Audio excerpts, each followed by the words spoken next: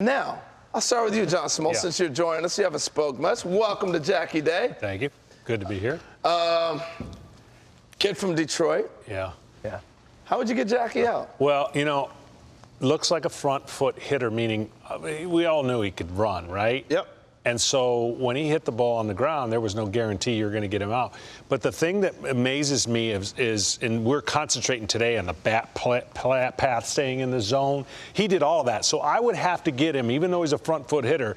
I don't want to mess up here because it looked like he handled that. I got to get him out. Anybody who holds the bat up here, you're probably hitting that high. Yeah, so I got to get him, like, it would go right back to the style of pitching that I was taught. I got to get him looking out away, and then hopefully he chases my slider and doesn't get that weak hit that he can beat out, you know. So I would want to get him swinging off the plate away. If I made a mistake anything on the plate, he could handle it with his approach. He wasn't a violent swinger. It didn't seem like he struck out a bunch because he was utilizing his tools. It reminds me of the fear that I always had in our generation of the leadoff hitter. Because the leadoff hitter translated into problems for the guys that were coming behind him if he got on first. And if Jackie got on first, it was going to test how hard I worked on trying to be as quick as I could to home plate, because I took a lot of pride. I didn't want anybody stealing or bunting on me. Those are the two things. Like, Harold, if I'm facing you, I'm gonna bait you into bunting me. You're not gonna bunt on me. I would have loved to have brought one. No, it wasn't gonna happen. The Brett Butlers, all those guys, they all tried. No one. That was my pride. And so if you got on first, I was gonna do everything I can to keep you from going to second. See, Fran, the thing I love about this, the competitive. Oh, it comes out. It's just coming out, just naturally. It's easy, baby. No, here's what you're not gonna do. I love it. All right, Pedro, I'll come to you. You saw the swing. What would you try to do? You know, believe me, I'll probably start him like I normally did, a leadoff hitter. It's going to be a quality strike, probably in the outside corner, to see what he does or if he starts leaning over. But for sure, I was going to try to finish him up and in. Because as you saw, he'll bring those hands back. I always believed that my fastball was good enough to get in on you, especially if it was elevated.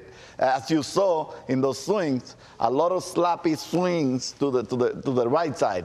It means that if he fell behind, he was always looking to go the other way. That's why he probably had so much success, because he was able to slap the ball to the other side and also get on top of the balls and just get a base hit, like you just said. He wasn't really over swinging or trying to hit for power. Early, if you leave a cripple pitch somewhere in the strike zone, he will yank you out. But I most likely would tease him away early, like I would do to a leadoff hitter, and then try to put him away if I got ahead on the inner part of the plate. Let's take it a step further, because Smoltz did. Now he's on first. What do you do to hold him? How did that disrupt you as a pitcher? What were you thinking when you had a guy that could run on first base? I was pretty confident because I was really fast to first base on my move, and I could also do slide step, which was something I would just hold the ball forever and let him do the little here and there and here and there. There's going to be a time where I'm just going to go move my head once, twice, and I'll catch you in one of those, moving this way and intending to go this way, boom, and get you up first. But I wouldn't say that he wasn't going to steal me, because good stealers will find a way. But we were going to have a really good match between him and me. Tell you what I love about this, Fran? Is they're so humble right now. But if we gave them a ball when they were playing in their heyday, that humbleness would have gone out the door. But you know Don't what? mess with John Smoltz. And in fairness, you know, he was a much different pitcher than I am. Too. Yeah. Because he had so many different ways to get you out. In fairness, for me, I didn't have the luxury to go with my ball cut.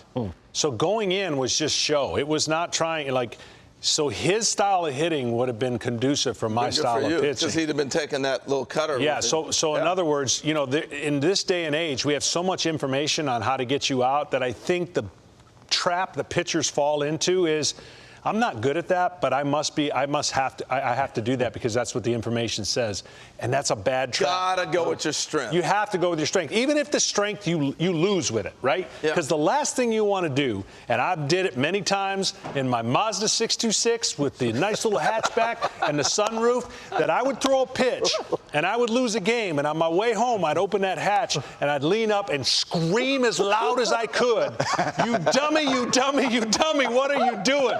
And I eventually learned to not do those things anymore. So I'm getting ready to exit. You guys are going to have an amazing show. Last night we're watching a no-hitter in Chicago, and Pedro goes back to, "Man, I had a no-hitter almost, and I threw a changeup." Yeah. And the whole time he starts talking about a changeup he threw 20 years ago. Hey, I mean, it doesn't to this day, Greg Olson caddies for me in tournaments I play in. I had a no-hitter in Philadelphia, 1 out. Lenny Dykstra up. First month of the season, he's hitting like 450, 2-0 count. And he put down slider. And I said, no, he's taken. In my mind, I'm like, he's taken. And he put it down again. I said, no, I threw fastball double down the line. To this day, he lets me know, you should have thrown a slider. And he was right. Real quick, That's the thing. You were behind the count. I know. Context real quick on Jackie, so because we're talking just as from 30,000 feet, but just more information. Okay, so he hit over 300 facing righties and lefties. Yeah. He hit over 300 with the runners in scoring position of the bases empty. All right, so, I mean, this guy could do it all, I mean, at any time. Absolutely. I mean, so with that information, and by the way, he struck out, the most he ever struck out in a season was 40 times. He struck out on average of 10 years, about 30 times per season. So. It's different time. Time. You just don't pitch that guy like a regular little feeder. You treat him like Miguel Cabrera. Never the same pitch, never the same speed, never the same location. Yeah. You just treat him that way. I'm gonna put you away. You're not gonna get that back. I'm gonna try whatever possible to keep you off the base because you're also a distraction. So those are special guys like Acuna and Soto and those guys. You just don't treat the same way you would treat a guy that you have somewhat knowledge or command of them or what they do. You just let them go. You treat them like Miguel Cabrera. You treat them like Mike Trout, like Acuna and Soto. Those are the kind of guys that you just don't, even though you're leading off, I'm sorry. You're going to see the best of me in the first at bat, boy. I'm coming out of the bullpen with this ready. I'm coming with this ready, and that ready. And if I had to, I would do it too. I just want to keep you off the bag.